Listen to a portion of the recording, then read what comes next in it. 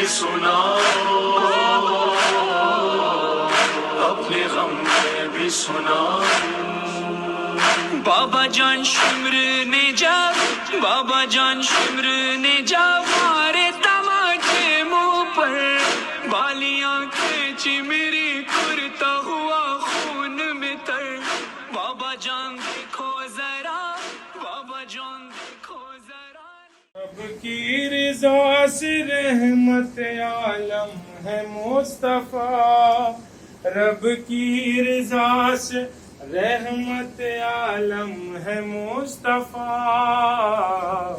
اور مصطفیٰ کی راہ میں رحمت ہے فاطمہ. کلمے کے بعد شرط شفاعت ہے فاطمہ. اور محمد وعلى محمد صلوات.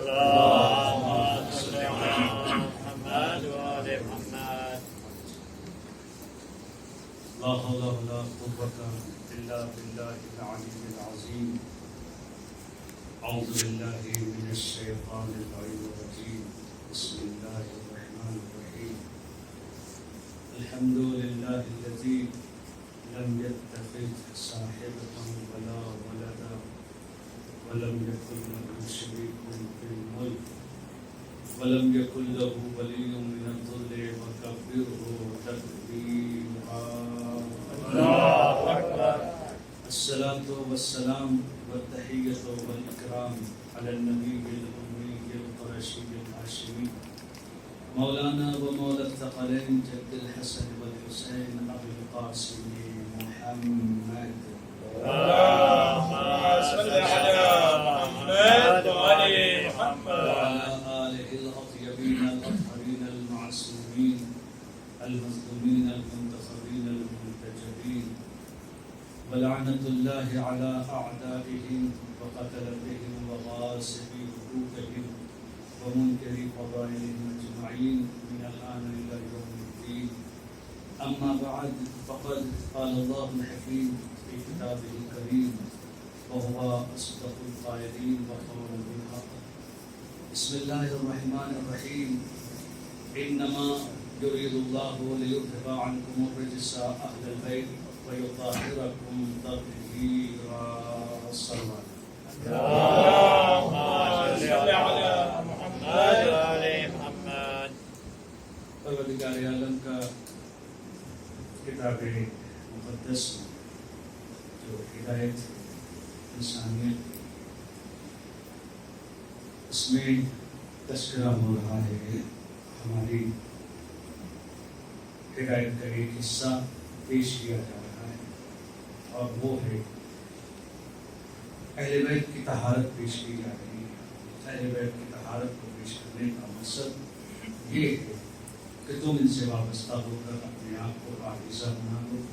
تم اپنے آپ کو ان سے وابستہ کر ایسا بنا لو کہ زندگی میں کسی قسم کی کوئی مصیبت نہ آئے. عزیزان گرامی، چند جملے آپ بیدار ہیں آپ لوگ تو پھر گفتگو آگے بڑھاؤں. اور محمد وعلى محمد صلوات. اللهم صل على محمد وعلى محمد. یہ جو پروگرام چل رہا ہے حقیقت میں بہت بڑی ذکر اہل بیت ہمارے لیے بہت بڑی نعمت ہے، اور وہ خوش نصیب ہیں جنہیں ذکر کرنے اور سننے کی توفیق مل جائے. دنیا میں ہم کچھ بھی کر لیں لیکن یہ ایک حقیقت ہے کہ ہمیں مر کے جانا ہے.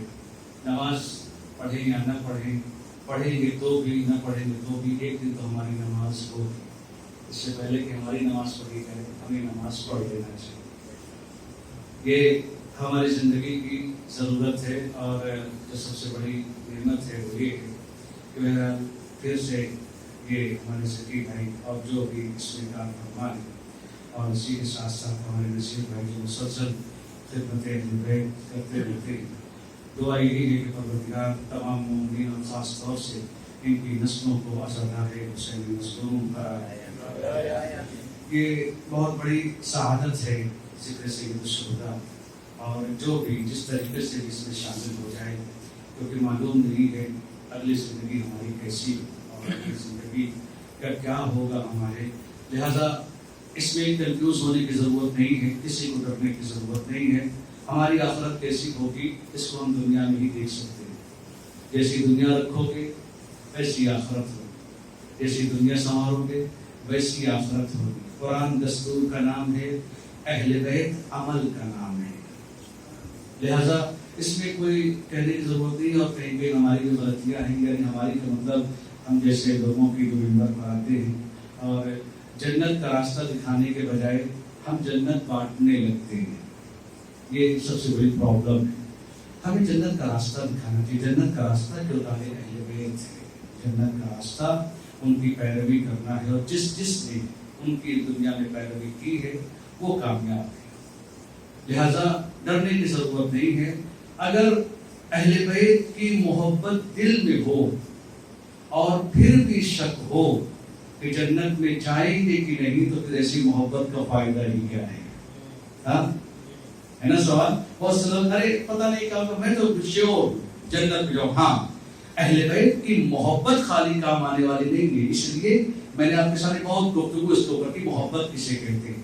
جب تک محبت جسم کے اثر بن کر ظاہر نہ ہو وہ محبت نہیں. بہت سی مثالیں میں آپ کے سامنے دے چکا ہوں, لیکن میری مصیبت یہ ہے کہ میں مثالیں دینے سے تھکتا نہیں, اور آپ کی مصیبت یہ ہے کہ مثالوں کو بھولنے سے نہیں تھکتے. صلوات پڑھ دے محمد وعلی محمد.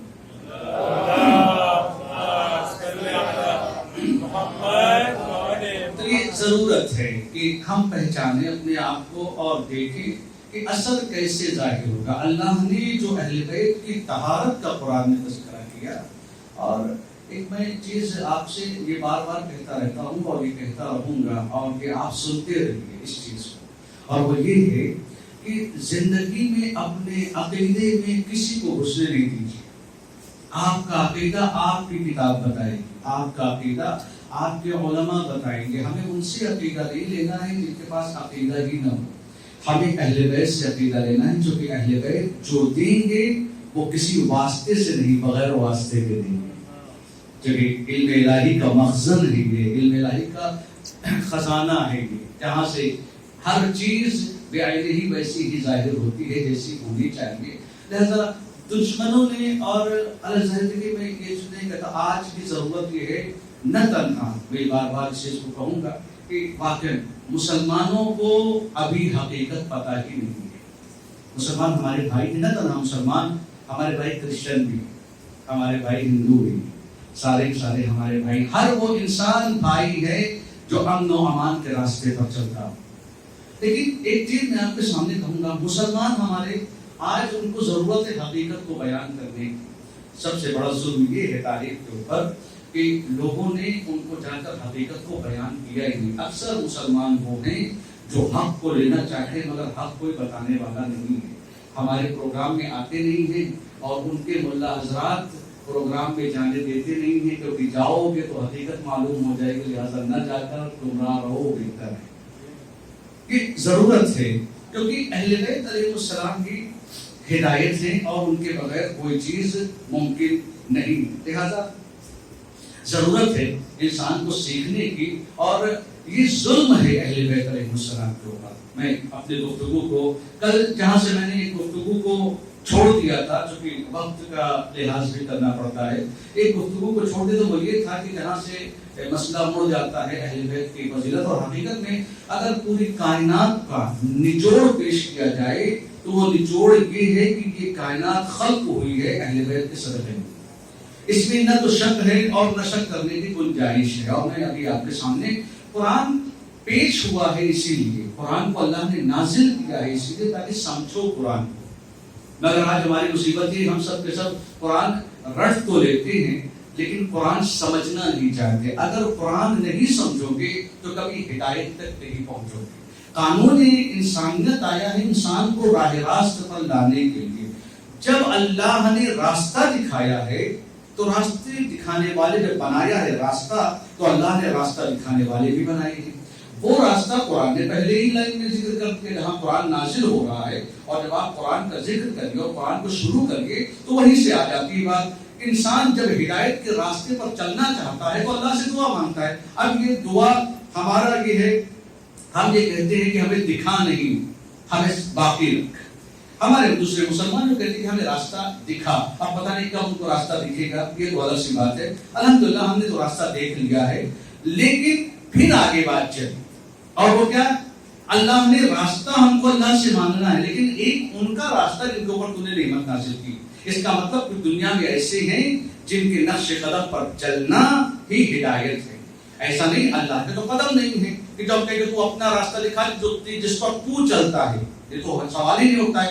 بندگی کا سوال ہے، قرآن کا سورہ ہے، عبد کی زبانی ہے، اللہ کا کلام ہے. اللہ اپنے کلام میں بندے کی زبان سے گفتگو کر رہا ہے کہ بندہ اپنے پروردگار کی بارگاہ میں کھڑا ہو کر دعائیں مانگ رہا ہے کہ ہمیں اس راستے پر باقی رکھ جن کے راستے پر، جن کے اوپر تو نے ان کا راستہ باقی رکھ جن کے اوپر تو نے اپنی نعمت کو نازل کیا ہے. تو اب ظاہر ہے راستہ، کل میں نے گفتگو کی تھی آپ کے سامنے، اور وہ گفتگو یہ ہے کہ مسئلہ یہ ہے چلا کس کے اوپر جائے.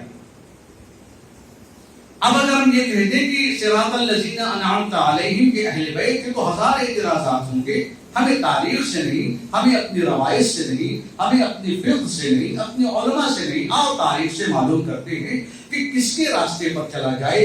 اس کا راستہ چلا جائے جو کبھی راستے پر گمراہ نہ ہوا ہو اور جو کہتا ہوا نظر آئے کہ مجھ سے جو چاہو پوچھ لو. یا ان کو راستوں کو اختیار کیا جائے جو ساری زندگی ناک رگڑتے رہے مگر قرآن کی چند صورتیں بھی یاد نہ کر پائے. اب آپ یہ بتائیے جنہیں قرآن کا علم نہ ہو ان کی پیروی کی جائے یا قرآن کا علم دنیا کو بانٹے ان کی پیروی کی جائے. ابھی عقل کے اوپر اللہ نے قیامت کے دن آپ کی نسل کے اعتبار سے سوال نہیں ہوگا، میری نسل کے اعتبار سے سوال نہیں ہوگا، کسی کے رنگ کے اعتبار سے سوال نہیں ہوگا، کسی کے صورت کے اعتبار سے خوبصورت آدمی ہے جلدی نکلو جاؤ جنت میں جاؤ، تھوڑا سا بیچارے کی شکل خراب ہے پکڑ لو اس سے جانے نہ دو. ایسا تو نہیں ہوگا نا کہ پتہ چلے کہ گورے ہیں یورپ والے جنت کی طرف، افریقہ والے روک دیے گئے تم نہیں جا سکتے ابھی اس لیے تمہارا رنگ کم ہے. جنت میں آج وہ لوگ جائیں گے جو اچھے اچھے ہیں، لمبے لمبے ہیں، خوبصورت خوبصورت ہیں، مرد عورت یہ پہلے جائیں گے. اللہ نے ایسا کوئی قانون نہیں بنایا ہے. اللہ نے کہا یہ رنگ کا، نقشے کا، ہائٹ کا یہ تمہارا تصور ہے، ہمارے یہاں اس کا تصور نہیں ہے. ہمارے ایک ہی معیار ہے، ایک ہی میزان ہے اور وہ عمل صالح کا ہے. عمل صالح کہاں سے ہوگا؟ کہ وہ عقل فیصلہ کرے گی. قیامت کے دن ہم تمہاری عقل کے اعتبار سے تم سے امتحان لیں گے. جیسی تمہاری عقل، اگر اپنے قوم کے عالم تھے کھڑے ہو جاؤ، جاہل تھے گزر جاؤ. کیوں؟ اس لیے ظاہر سی بات ہے تم نے علم کے اعتبار سے اگر عمل نہیں کیا تو یہ دنیا نہیں جہاں پر تمہاری پوجا ہوگی، یہ آخرت ہے، دن میرا ہے.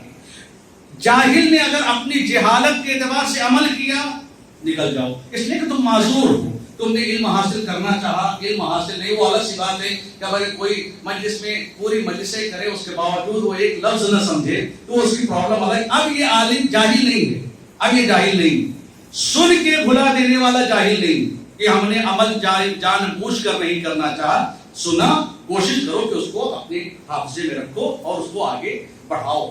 لہذا عقل کے اعتبار سے قیامت کے دن فیصلہ ہونے والا ہے ہر انسان کا. جب عقل کے اعتبار سے فیصلہ ہوگا، عقل کا کام کیا ہے؟ ایک سیدھا سا مسئلہ ہے، عقل کا کام کیا ہے؟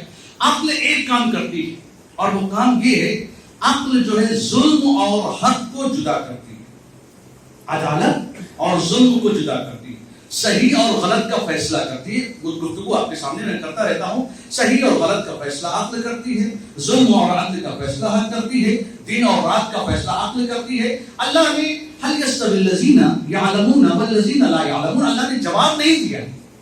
قرآن نے کہیں کہیں بات کی ہے، کہیں کہیں ہم سے سوال کیا ہے. هل يستوي الخبيث والطيب، کیا جو گندا ہے وہ پاک جیسا ہوتا ہے؟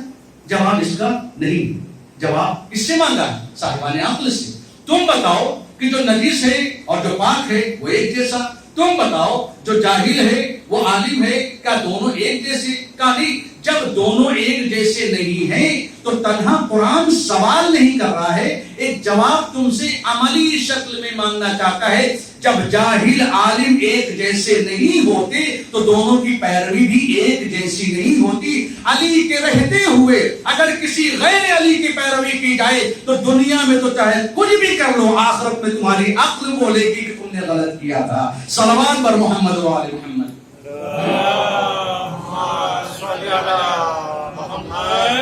عقل کا فیصلہ ہے اور اناد ہے. عزیزان گرامی، یہ دشمنی ہے اہل بیت کی، حقیقت میں یہ دشمنی. اب آپ یہ بتائیے، آپ تاریخ اٹھا کر دیکھیے، میں بھی پڑھتا ہوں، آپ بھی پڑھیے، جہاں اہل بیت علیہ السلام کی دشمنی کا مسئلہ آیا ہے. ایک سیدھی سی بات ہے، اور یہ ہمارے ذکی بھائی تو آپ بلا دیں گے لیکن ان کا کیمرہ نہیں بھولے گا. جو میں بات کر رہا ہوں پوری گارنٹی کے ساتھ کہہ رہا ہوں، اس کو آپ سمجھیے گا بات اور جا کر کتابوں میں دیکھیے گا، نہ دیکھیے تو کسی مولوی سے پوچھ لیجیے گا.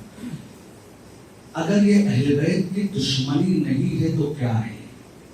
کہ جتنے بھی اہل بیت کے دشمن ان کی خطاؤں کو معاف کروانے میں لگے ہو، اور جتنے اہل بیت کے دوست ان کی فکر بھی نہیں کر رہے.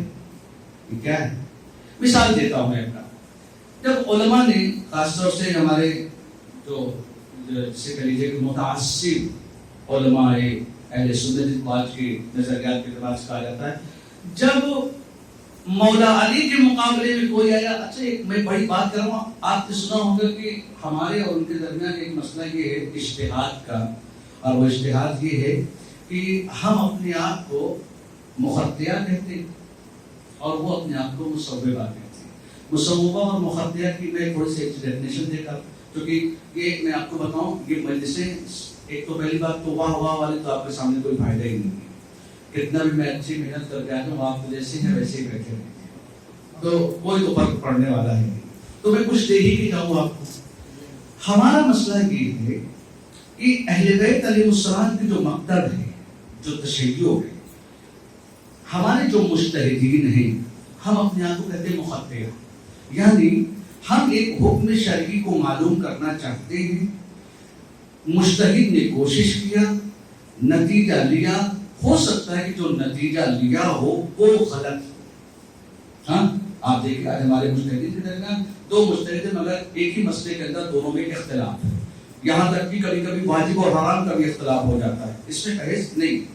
سوال یہاں پر یہ نہیں ہے ایک نے کوشش کیا، غلط ہو گیا تو اللہ اس کو پر عذاب نہیں کرے گا. تم نے کوشش کیا، غلط ہے، مگر لوح محفوظ کا قانون نہیں بدلے گا. جو حرام تھا وہ حرام ہے، تم نے غلط کیا لیکن تم نے جان بوجھ کر نہیں کیا، تمہاری کوشش قبول ہے، تمہارا حکم غلط ہے. سمجھ گئے میری بات؟ اہل سنت آئے ہمارے سامنے، انہوں نے کہا نہیں، مجتہد جو فیصلہ کرتا ہے یہ مصوبہ ہے. کہا دنیا میں اس نے کوشش کیا ایک نتیجہ حاصل کرنے کے لیے، نتیجے تک نہیں پہنچا اور اس نے یہاں پر اجتہاد کر کے غلط فتویٰ دے دیا، تو کہتے ہیں مصوبہ. جیسے ہی مجتہد کا قلم اٹھا، لوح محفوظ پر لکھا ہوا حلال، اس نے دنیا میں لکھا حرام، فوراً اس مجتہد کی تقلید میں اللہ لوح محفوظ کا قانون بدل کے وہاں بھی وہی لکھ دے گا جو یہ مجتہد دکھ رہا ہے. یہ مجتہد، یہ فیصلہ.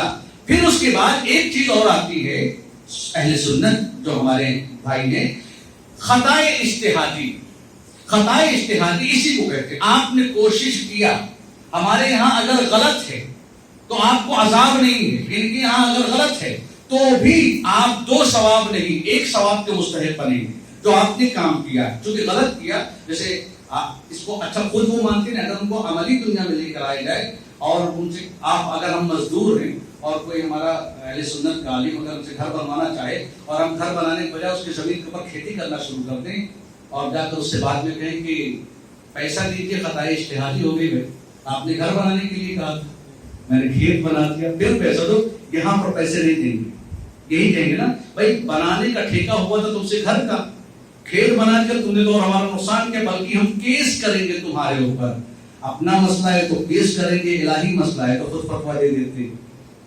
یہ مسئلہ اٹھا کیسے؟ اب آپ دیکھیے اہل بیت علیہ السلام کے مسئلے میں کتنی کوتاہیاں. کوتاہی کیا ہے؟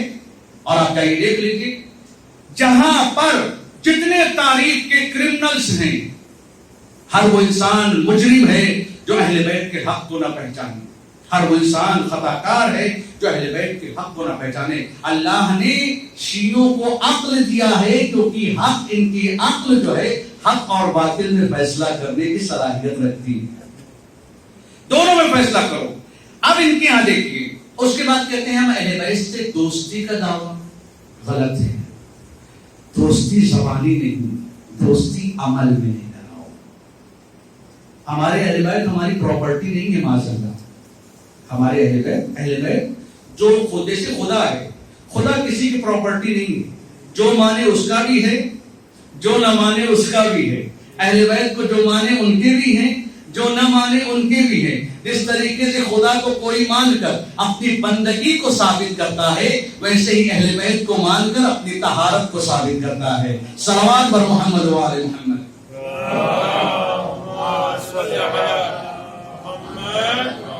بلند کر صلوات پڑھتے ہیں.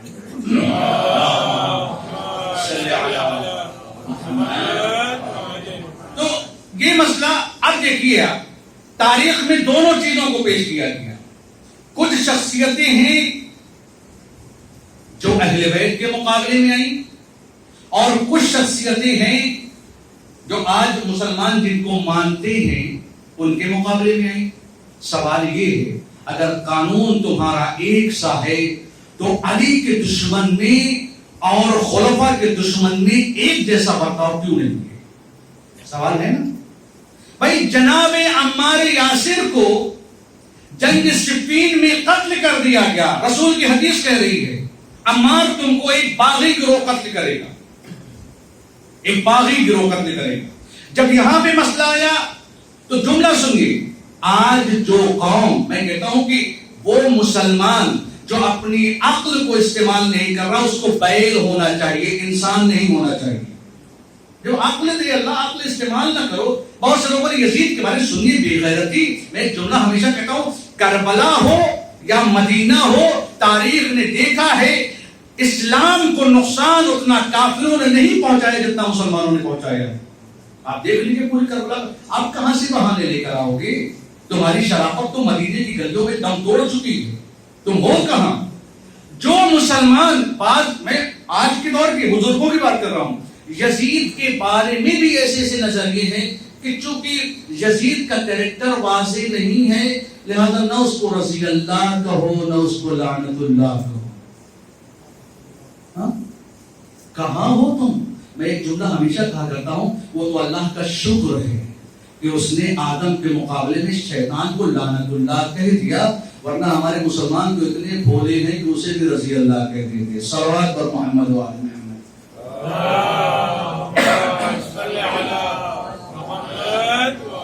حقیقت ہے. اب دیکھیں جناب عمار یاسر کو قتل کرنے والا حدیث, صریح حدیث, کہ جو باغی گروہ ہوگا وہ مارے گا. مگر پھر وہی بات, جب بات آئی قاتل کی تو کہا نہیں یہ قاتل بیعت رضوان میں تھا. اچھی بیعت رضوان ایسی چیز ہو گئی.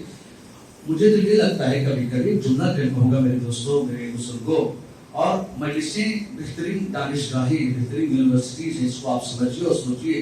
خدا کا شکر ہے کہ کچھ بدفعل اور بدکار اس دور میں پیدا ہو گئے جن کی ہاں بدفعلی اور بدکاری سمجھ تو آئی جاتی ہے.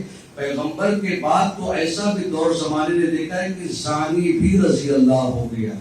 یعنی سب سے بڑی مصیبت, یعنی پیغمبر کے زمانے میں جی لو, زنا بھی کرو تو بھی رضی اللہ, شراب بھی پیو تو بھی رضی اللہ, چوری بھی کرو تو بھی رضی اللہ. ایسے رضی اللہ کہنے والوں میں کیا کہوں بھائی؟ کون ہے مغیرہ؟ کون ہے خالد بن ولید؟ کون ہے یہ؟ کون ہے مالک ابن نویرہ کی بیوی کے ساتھ زنا کر رہا ہے اور اس کو سیف الاسلام کہا جا رہا ہے؟ عقلوں کے اوپر زور دو. اسلام جو کھل کے ایک ایک لمحے کے اوپر عمل کی دعوت دیتا ہے, اسی اسلام میں بے عمل کو رضی اللہ, یہ تم تو کہہ سکتے ہو, اللہ راضی نہیں ہو سکتا. صلوات پر محمد و آل محمد.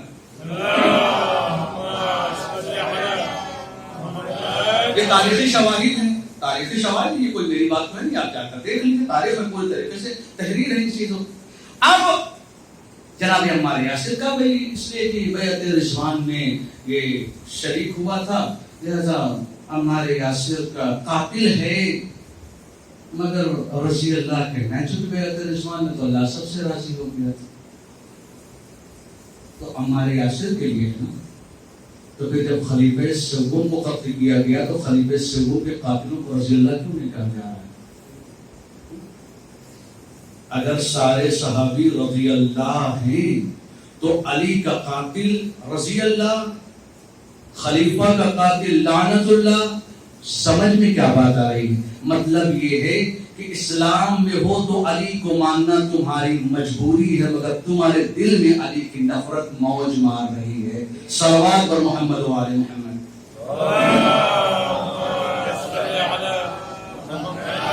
یہ اللہ کا شکر ہے، اللہ کا شکر ہے کہ اللہ نے اہل بیت کے بغیر زندگی کا کوئی مسئلہ حل نہیں ہو سکتا. اہل بیت کو چھوڑ کر جاؤ کہ کہاں؟ قرآن کی تفسیر نکلی، قرآن کی تعویل نکلی، اپنے اپنے من سے، اپنے اپنے موڈ سے، اپنے اپنے مزاج کے اعتبار سے قرآن کی تفسیریں کرنا شروع کر دیا، قرآن کی تعویل کرنا شروع کر دیا. جبکہ قرآن کہہ رہا ہے تعویل صرف اللہ جانتا ہے اور راسخون پھر علم جانتے جو آیات متشابہ ہیں. اب چلی معراج کی بات، ایک جملہ اور میں آپ کی بات کو تمام کرتا ہوں. کل کی گفتگو کو تھوڑا سا میں آپ کے سامنے پکڑ کر پیش کر دوں گا، وہ بات ادھوری رہ جائے گی. جو 5 لوگ آئے تھے کس لیے؟ زنا کر دی. علی کو صرف باب قضا سے نکال دو، فیصلوں کے باب سے، تو عالم اسلام میں خلفاء کی سوائے ہنسی کے کچھ بچی نہ رہ جائے گی. 5 لوگ ہیں اور حقیقت آپ دیکھ لیجیے، یہ جو خلفاء کی بار بار باتیں علی آپ نہ ہوتے تو ہم ہلاک ہو جاتی، میں نے نہیں لکھی ہے، اور تاریخ میں تقریباً 72-73 مرتبہ ڈر تھے.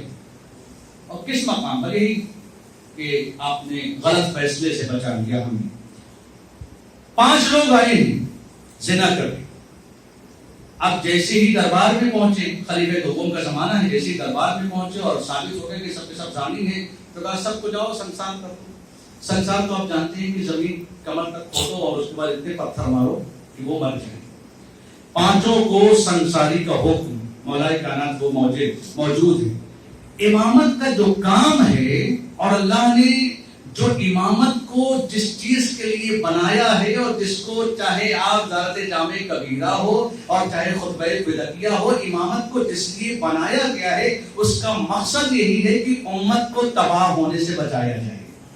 امامت اسی لیے، اگر اللہ نظام امامت کو نہ لاتا تو امت تباہ ہو چکی ہوتی. امامت وہی حجت، وہی دلیل، وہی تمام چیزیں. امامت کا کام ہے معصوموں کو بچانا، بے گناہوں کو بچانا، اور گنہگار کو اس کے گناہ کی سزا دینا جتنا وہ مستحق ہو. اس کے علاوہ اب 5 مولا کائنات نے کہا یہ کیا فیصلہ کر دیا تم نے؟ ضروری نہیں کہ جرم ایک جیسا ہو تو سزا بھی ایک جیسی ہو. سمجھ رہے ہیں؟ ضروری نہیں ہے کہ جرم ایک جیسا ہو تو سزا بھی ایک جیسی ہو. تو کہا کہ تو فیصلہ آپ ہی کر دیجیے. اگر یہ بات رسول اور یہ آپ یہ دیکھ لیں مسلمانوں کو سمجھ میں آئی ہو یا بات نہ آئی ہو، لیکن یہودی اور نصارہ اس چیز کو بخوبی سمجھ گئے تھے کہ مسند خلافت کا صحیح حقدار کون ہے. بڑی بڑی روایت تھی. مسند خلافت کا صحیح حقدار کون ہے؟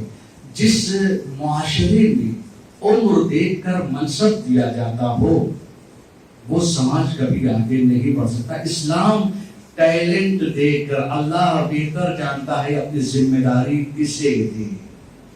اللہ کسی کی نسل دیکھ کر، کسی کا سن دیکھ کر مطلب دیکھتا ہے یہ غلط کر رہے ہو تم، تو آپ اصلاح کر دیجیے. آپ نے کہا پہلے انسان کو لے جاؤ اور اس کو قتل کر کے اس کو جلا دو، پہلی زنا کی سزا. دوسرے انسان کو لے جاؤ اور اس کو سنگسار کر دو، یعنی زمین میں گاڑ کر پتھر مارو کہ مر جائے. تیسرے انسان کو لے جاؤ اسے 100 کوڑے لگاؤ. چوتھے انسان کو لے جاؤ اسے 50 کوڑے لگاؤ. اور 5ویں کو لے جاؤ 2-4 تماچے لگاؤ، واپس کرو. منہ کھل گیا. جن کا منہ ہمیشہ بند رہتا تھا علی کے فیصلے سن کر کھل جاتا تھا. یہ مدینے کا واقعہ کیسز ہوتے تھے. اچھا وہ مدینے کی سب سے بڑی مصیبت یہی تھی. اتنی جملہ تو کہنا بہت کچھ چاہتا ہوں لیکن وہ کچھ چیزوں کی رعایت ہو جاتی ہے آپ کو دیکھ کر اور کچھ چیز کی رعایت کر جاتا ہوں کیمرے کو دیکھ کر. لہذا یہ مدینے کے مسلمان واقعاً مدینے کے مسلمان کی اسلام ان کے اوپر روتا تھا، ان کے اوپر اسلام رویا ہے. جیسے فیصلہ ہوا لیکن فیصلہ کیا تو سوال یہ اٹھا کہ یہ کیسے؟ آپ کے سامنے گواہ پیش ہوئے ہیں، آپ نے دیکھا تو نہیں. سنیے گا، آپ کے سامنے گواہ پیش ہوا ہے، دیکھا تو نہیں ہے. علی اللہ کے علم کا مالک ہے جسے دیکھنے کی ضرورت نہیں ہے. جو گھر پہ بیٹھے ہوئے جو آسمان کو دیکھتا ہو وہ مدینے کی گلیوں کو دیکھ سکتا ہے. تمہیں ضرورت ہے آنکھوں کی, آنکھوں کو علی کی ضرورت ہے, علی کو آنکھوں کی ضرورت نہیں ہے. صلوات بر محمد و آل محمد.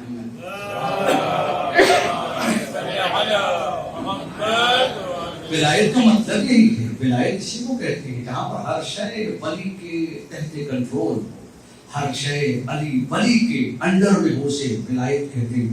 جہاں پر انسان کے کنٹرول میں اپنا جسم بھی نہ ہو تو مجبور ہے.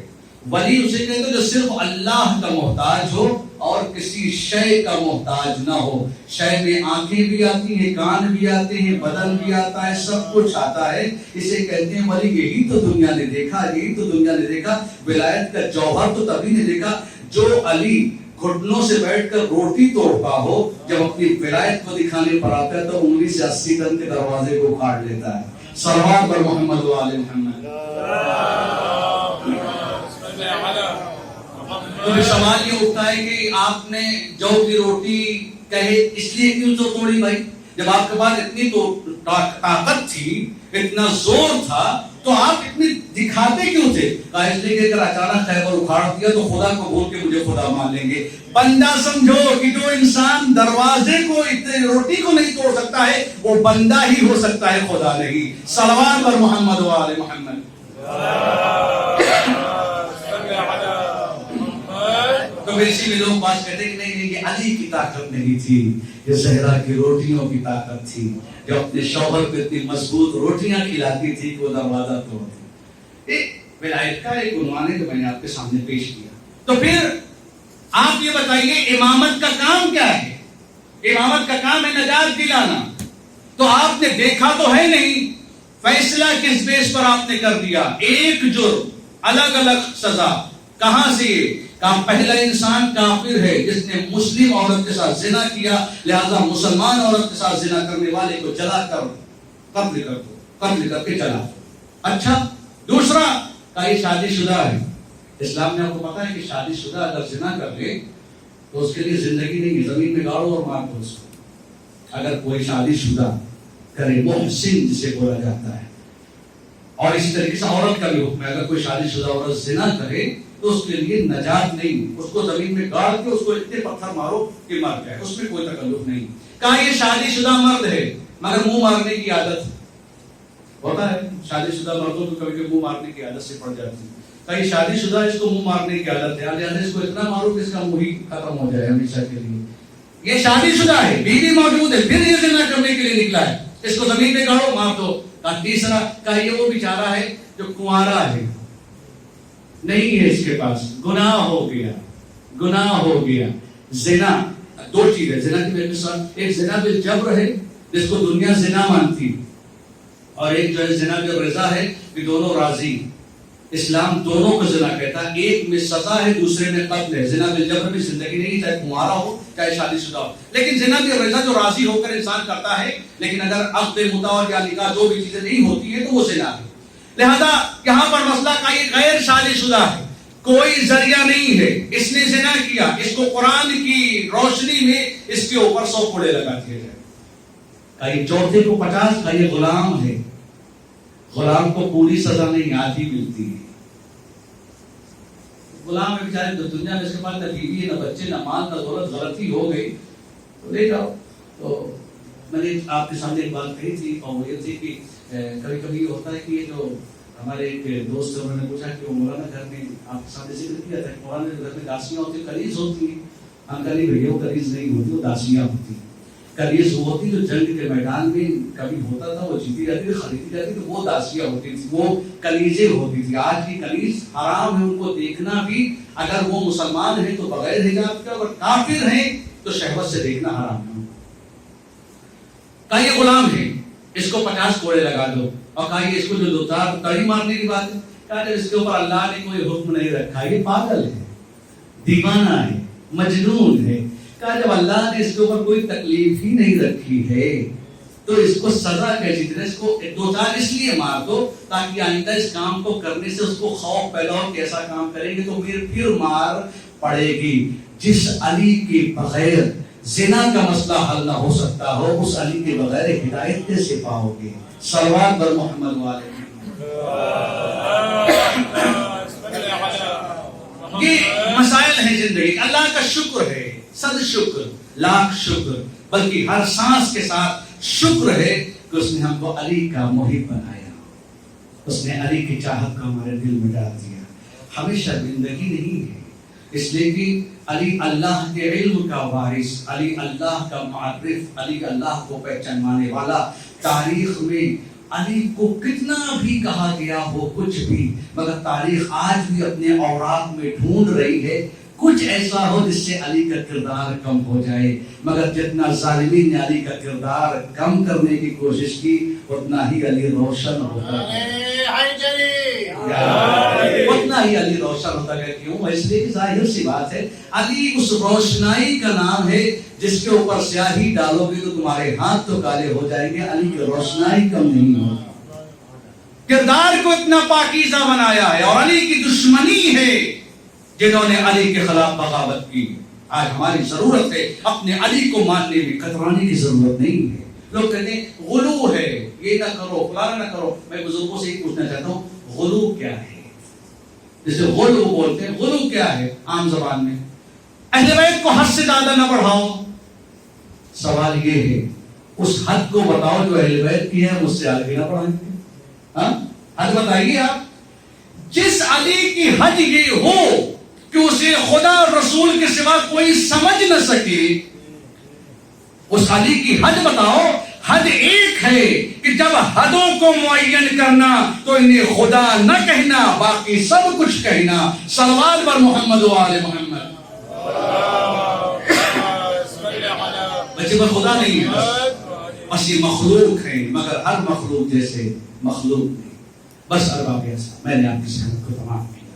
دو چار چھوٹے مسائل کے, یہ اربعین کا زمانہ چل رہا ہے. عزیزانو, کربلا کی جب آپ تاریخ اٹھا کر دیکھیے اور کربلا کے جب مقتل کو آپ دیکھیے تو عجیب قسم ہے کربلا کی, عجیب داستان ہے کربلا کی. عزیزانو, میں نے ایک جملہ ابھی آپ کے سامنے بیان کیا تھا اور پیش کیا تھا, اور وہ یہ تھا کہ کربلا کا منظر اگر آپ دیکھیں, کربلا کا اگر تپتا ہوا صحرا آپ دیکھیں تو مسلمانوں کا تو جنگ غفیر لگا ہوا ہے. مسلمانوں کی بھیڑ ہے اولاد رسول کو قتل کرنے کے لیے.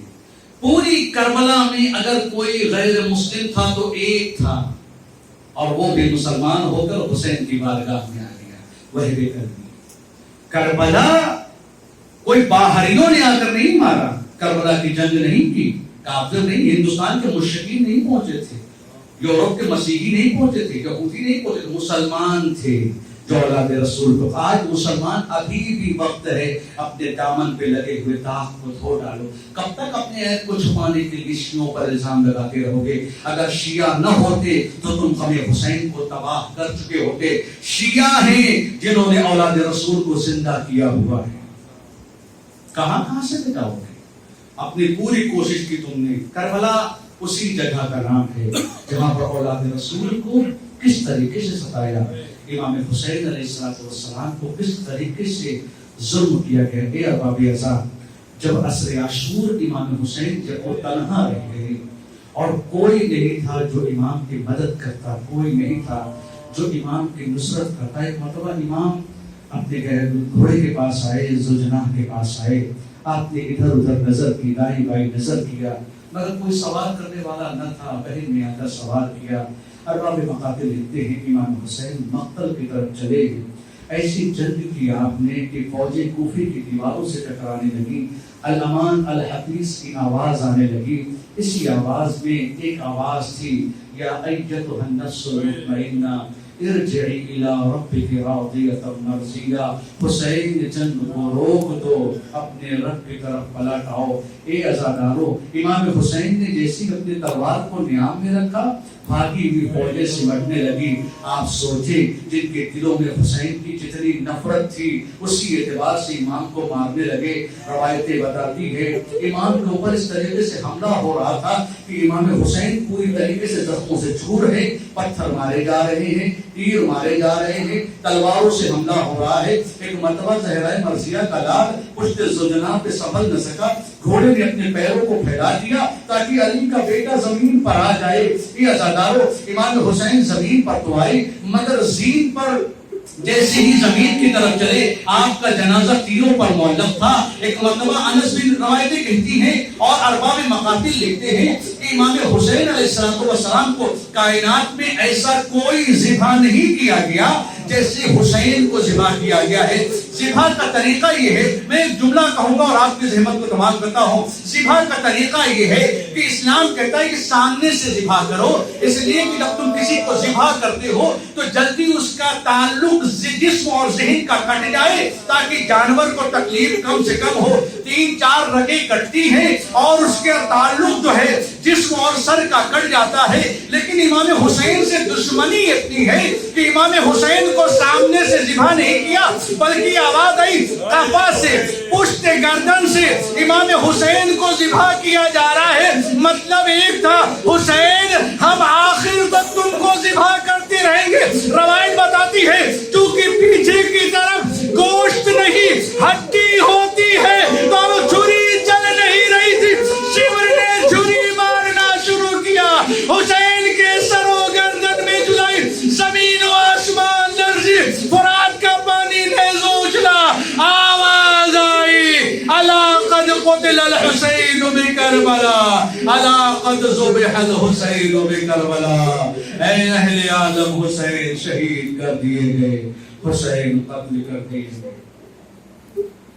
الا لعنت اللہ علی الظالمین، انا للہ و انا الیہ راجعون۔ مات الحسین۔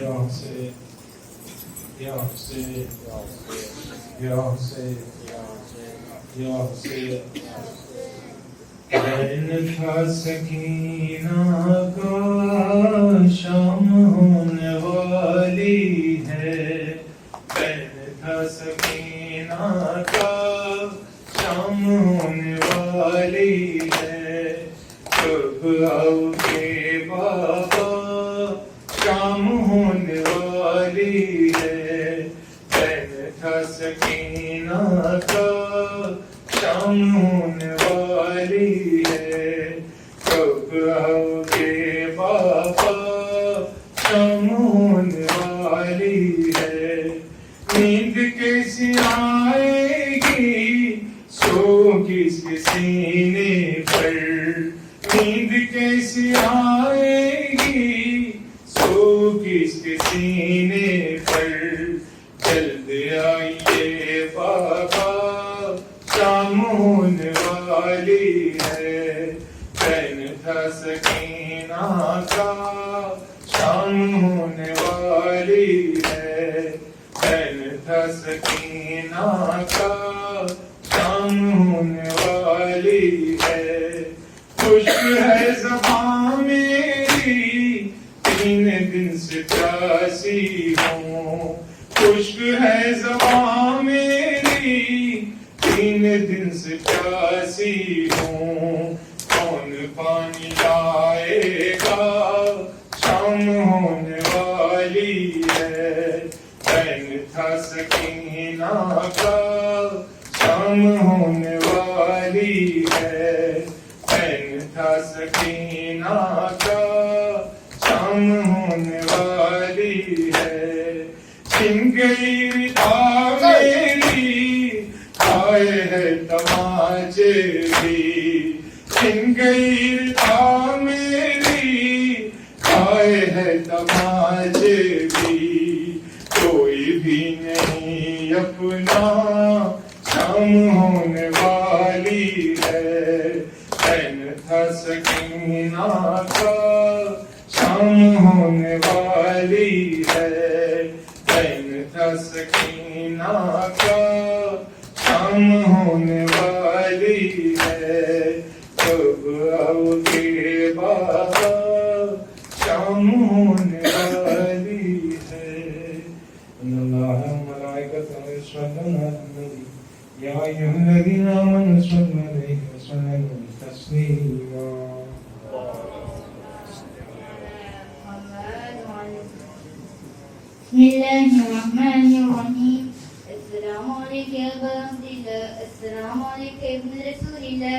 السلام عليك ابن أمير المؤمنين. السلام عليك ابن فاطمة الزاهرة سيدة النساء العالمين.